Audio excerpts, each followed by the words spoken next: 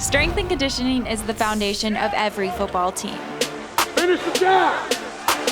And the summer months are some of the most vital in laying that groundwork. Coach Carroll, what does the programming look like for you guys these summer months leading into the fall? Yeah, the summer is our most critical part of the offseason, right? We're using a systematic step load of the on-field qualities that you're going to expect to see during fall camp, right? We need to create as robust and as resilient of a roster as possible, and these summer months are critical, right? So week in and week out, we're going to do what's called a step load of the on-field volume. The summer provides an 8-week process for us to get that done, right? We always say be process-oriented, not outcome-oriented. For us, the summer outcome is getting everyone healthy and ready to go for fall camp, right? But the process is that day in and day out grind in which we're doing all of those qualities of physical preparation that are going to lead to being a successful football player. The program is built out and implemented by Arizona's strength and conditioning staff, made up of Coach Colin Carroll and 4 full-time assistant coaches. All of them have undergraduate degrees in exercise science and master's degrees in kinesiology, exercise science, or sports psychology. James Perez, my assistant director, he oversees our offensive and defensive lines. He oversees our elite form programming as well as our catapult GPS. Henry Edelman, he oversees our wide receivers and our defensive backs. He also heads up all of our competitions. So anything that we compete in, we always want to make sure we're keeping score, we're ranking somebody right. There is a winner and a loser, just like every Saturday in college football, right? Coach Isaac Franco, he works with our running backs, our quarterbacks, and our specialists, right? So our asymmetrical rotational athletes does a lot of the specific programming for them. He also oversees our 1080 sprint. And then lastly, Coach DeMonte Hagler, he oversees our linebackers and our tight ends, and he also works with our ball technologies, so our force plate and our Nord board. But what really separates Arizona's strength and conditioning department is the work that they do in tandem with Arizona's performance team.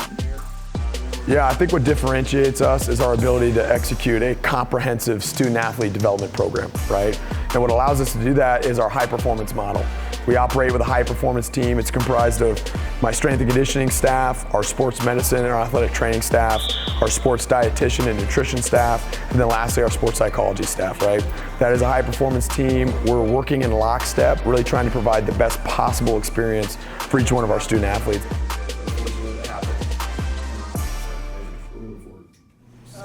Starting on day 1 with Arizona football, each player receives an individualized performance plan, and that plan is driven by data. What are some of the sports science tools and machines that you guys use to track that data? Yeah, the first one I would say would be our catapult GPS, right? That's a small accelerometer that our guys wear every day they put their cleats on, right? So me and the staff in the off season, they'll be wearing the bibs and we'll be outside running. If it's in practice or in a game, there's actually a spot in their shoulder pads that will put that GPS unit in. There's quite literally thousands of things that you can measure with that GPS unit, right? We stick to about 7 to 8 main things that we think give us the most insight into what football is, right? So again, we're looking at things such as yardage, right? The amount of distance that each athlete covers during a practice or a running session or a game. We're looking at high-speed yardage, right? So how many yardage over a certain velocity threshold for each individual.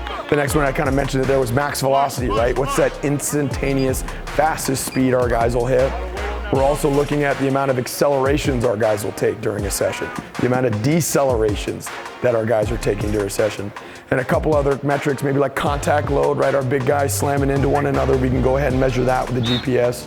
But ultimately what that does is it gives us a number that's player load, right? And player load can be summarized as the amount of fatigue or the amount of tax on each athlete from not only an individual standpoint, a position group standpoint, but then also globally across the team, so that we can really ebb and flow things to make sure that when Saturday rolls around, our guys are ready and prepared as possible to fly around, make plays, and cut it loose. Another thing we're doing that when we're on the field is super beneficial for our guys is we're using the 1080 sprint. And to summarize what the 1080 does, it allows us to create individually specific force velocity profiles for our guys. So the 1080 is a machine that you'll hook onto yourself and you'll perform a resisted or assisted sprint. Based on that data that's created from that sprint, we're able to create that profile so we can look at what you're efficient at and what you're deficient at, right? Everybody wants to get faster, speed's the main part of the game, right? So we can give a guy even the slightest edge in his speed development. For us, that's worth it. We go all in on the 1080. So we individualize everybody's sprint training. Stay down. Go. We're also super fortunate here in the weight room, right? We have Elite Form, which is our velocity-based training system. And then lastly, we have Vault Technologies, specifically the ForceDex and the NordBoard. We use Elite Form in our weight room to track bar speed on key lifts such as squats, bench press, and different Olympic movements.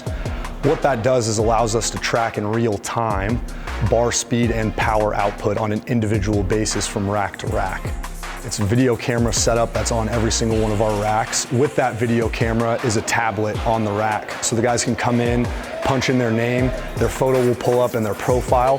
What the training is for that day will get pulled up as well, and now they know what their individual plan is. Within that profile, we're gonna set certain bar speeds for that day, depending on what response and what type of development we're trying to get out of that morning. Now from that standpoint, there's two sides where that could go. Guy could come in after practice, moving the bar super well. We're gonna keep adding weight. We're gonna keep pushing the envelope to drive player development. Conversely, if that bar's moving a little bit slower that day, he just played in 65 plays on Saturday. He's a little beat up from practice, what have you. We got to make sure he's ready to go. We're going to meet him where he's at to make sure that that fatigue doesn't linger, but we're still getting the training stimulus that we need to make sure that he's strong, he's powerful, and injury-free rocking into Saturday. Yeah, so the force plate and the NordBoards are a little different because we're using those two tests to really just track their fatigue levels and their progression within the program. The force plates are pressure-sensitive platforms that we use, and it measures ground forces when an athlete jumps, lands, or even when they're standing. It can detect asymmetries between left and right limbs, power output, and even how well somebody uses force. So as soon as he steps on like the force plates, it gets his weight, and from there it's just like it's evaluating how well he puts pressure from left to right, right and left, how long it takes him to get off the plate. The NordBoard is a device that we use that measures hamstring strength. It also evaluates muscle function and imbalances between the two limbs. We're super fortunate with the amount of sports science that we have here in the building, and we use it to inform our training on a global standpoint as far as what the team should be exposed to at that given time. But then we get more specific from position group to the individual based on that data we're getting.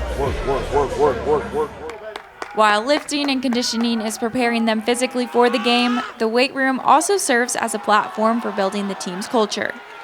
When we're in the weight room, it's just all about really just working and grinding together, and I feel like that's a big part in building team culture. Just being together, being around each other in the weight room gives us a lot of opportunity to do that.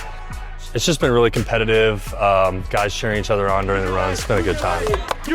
Coach Carroll and his staff is always pushing us to outwork each other and just work hard together. Like, he's always talking about increasing the price, never decreasing it. Standard is a standard.